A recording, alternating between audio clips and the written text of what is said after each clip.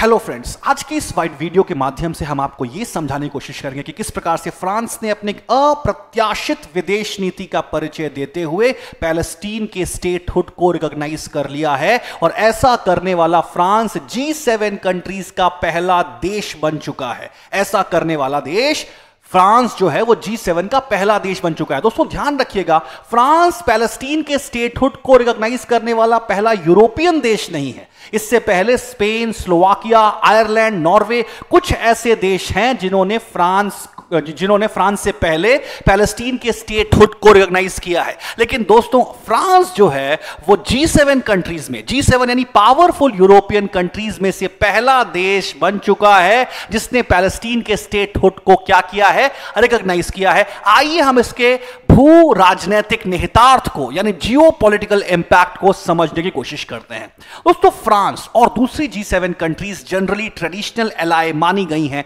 United states of America का। United states of America Israel के बहुत नजदीक माना गया। बहुत नजदीक मतलब कुछ लोग तो उसे बाप और बेटे के रिलेशन की भी संज्ञा देते हैं कि यूएसए और इजराइल के बीच में ठीक वही संबंध है जो एक पिता और पुत्र में होता है। ऐसे में वो यूरोपियन देश और वो पावरफुल यूरोपियन देश जो ट्रेडिशनल एलाई रहे हैं यूनाइटेड स्टेट्स ऑफ अमेरिका का, वो अचानक से अपनी एक ट्रेडिशनल फॉरेन पॉलिसी में एक जबरदस्त टेक्टोनिक शिफ्ट दिखाते हुए पैलेस्टीन को रिकॉग्नाइज क्यों करने लग गए, इसको लेकर बहुत ज्यादा अंतर्राष्ट्रीय स्तर पर चर्चा का बाजार गर्म है। खैर, हमको इसके कुछ कारणों की पड़ताल करने की कोशिश करते हैं। दोस्तों सबसे महत्वपूर्ण चीज है अमेरिका का हाईली अनस्टेबल और वोलेटाइल फॉरेन पॉलिसी का प्रदर्शन करना। दोस्तों डोनाल्ड ट्रंप जब से अमेरिका के राष्ट्रपति बने हैं, तब से वहां की विदेश नीति में एक अस्थायी विदेश नीति हम वहां पर देखने को मिल रही है।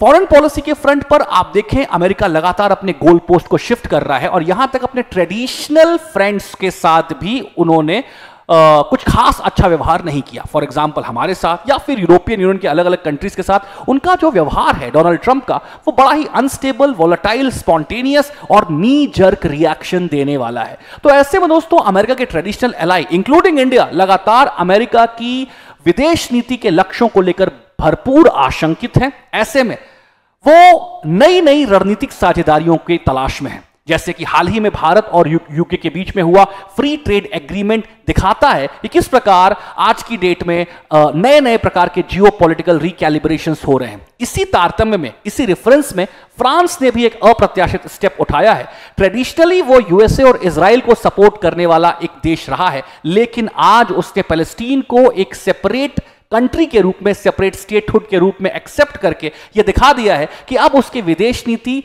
का प्रवाह अमेरिका की विदेश नीति के प्रवाह से थोड़ा अलग चलेगा और एक स्वतंत्र, स्वायत्त या जिसे हम कह सकते हैं कि स्ट्रेटेजिक ऑटोनॉमी के साथ फ्रांस आगे बढ़ेगा पैलेस्टीन और इजराइल के मुद्दे पर। दूसरा सबसे महत्वपूर्ण कारण दोस्तों ये बताया जा रहा है, कि जिस प्रकार से इजराइल ने ह्यूमैनिटेरियन डेवस्टेशन किया, लगातार इजराइल पर दबाव पड़ते रहे यूनाइटेड नेशन का, यूरोपियन यूनियन का, including United states of America का। भारत ने भी कई बार इजराइल पर दबाव डाला कि वो किसी प्रकार से ये जो ह्यूमैनिटेरियन डेवस्टेशन इजराइल में कर रहा है, गाजा में कर रहा है, इससे वो बाज आए। लेकिन इजराइल इतनी सारे लोगों के कहने के बावजूद भी अभी वो जो मानवीय त्रासदी गाजा को लोगों को दे रहा है वो बदस्तूर उसका जारी है। वो निर्भीक तरीके से इजराइल अभी भी उस चीज पर, उस लाइन ऑफ एक्शन पर चल रहा है। ऐसे में इजराइल पर एक प्रेशर डालने के लिए भी यूरोपियन कंट्रीज ने शायद ये स्टेप उठाया हो कि वो सीज फायर करे और गाजा में जिस प्रकार की एक बॉम्बार्डमेंट कर रहा है, जिसकी वजह से एक ह्यूमैनिटेरियन डेवस्टेशन गाजा के लोग देख रहे हैं, उससे गाजा के लोगों को निजात मिल सके। तो दोस्तों ये कुछ ऐसे कारण हैं जिसको हम समझ सकते हैं कि इजराइल ने, फ्रांस ने किस प्रकार से जो है पैलेस्टीन को एक सेपरेट स्टेट के रूप में रिकॉग्नाइज किया। दोस्तों हम इसके फर्दर जियोपॉलिटिकल इंपैक्ट को ऑब्जर्व करने की कोशिश करें तो इसका फर्दर जियोपॉलिटिकल इंपैक्ट यह पड़ेगा कि अब दूसरे यूरोपीय देशों पर भी कहीं ना कहीं दबाव बनेगा और काफी डोमिनेंट यूरोपियन कंट्रीज पर दबाव बनेगा जो पैलेस्टीन के संप्रभुता के समक्ष एक रोड़ा बनकर खड़े थे। उन पर भी एक वैश्विक दबाव बनना शुरू होगा कि वो भी पैलेस्टीन के स्टेटहुड को रिकॉग्नाइज करें। जैसे कि यूनाइटेड किंगडम, जैसे कि जर्मनी, जो दूसरे प्रभुत्वशाली देश हैं यूरोप के, उन पर भी अब यह दबाव बनना शुरू होगा, एक कूटनीतिक दबाव उन पर बनना शुरू होगा। दोस्तों, इसके अलावा अगर हम बात करें तो यह दिखाता है कि किस प्रकार वर्ल्ड जो है आज मल्टीपोलैरिटी की तरफ मूव कर रहा है।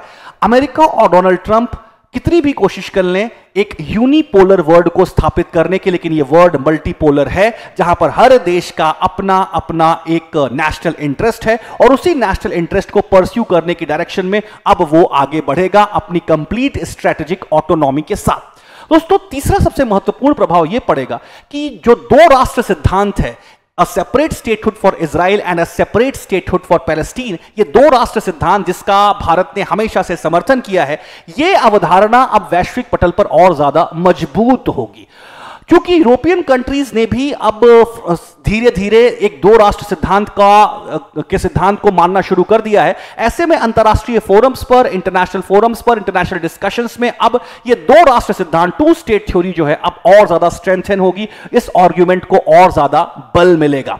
दोस्तों, इसकी तार्किक परिणति तो तभी होगी जब सभी देश इस पैलेस्टीन को एक सेपरेट स्टेट के रूप में, सेपरेट कंट्री के रूप में रिकॉग्नाइज कर लें और फाइनली यूनाइटेड नेशन में पैलेस्टीन को एक कंप्लीट स्टेटहुड या फुल टाइम मेंबरशिप मिल जाए। आज की डेट में यूनाइटेड नेशन में पैलेस्टीन के पास कंप्लीट स्टेटहुड नहीं है, उसे सिर्फ और सिर्फ एक ऑब्जर्वर स्टेटस का स्थान प्राप्त है। यद्यपि 142 से ज्यादा देश पैलेस्टीन को के स्टेटहुड को एक्सेप्ट कर चुके हैं, लेकिन उसके बावजूद भी अभी पैलेस्टीन यूनाइटेड नेशन का एक पूर्णकालिक सदस्य या कंप्लीट मेंबर नहीं है। ऐसे में फ्रांस के द्वारा उठाया गया कदम एक सेंस ऑफ ऑप्टिमिज्म पैदा करता है, आशा की एक किरण दिखाता है पैलेस्टीन के लिए कि अब यूरोपियन कंट्रीज और खासतौर से वो यूरोपियन कंट्रीज जो पारंपरिक रूप से अमेरिका और इजराइल के साथ होते थे, आज पैलेस्टीन के साथ खड़े हैं। दोस्तों, इसी प्रकार के वीडियोस को देखने के लिए हजेला IFs को सब्सक्राइब करें और इस मुद्दे पर आप क्या सोचते हैं ये हमें कमेंट सेक्शन में जरूर बताएं।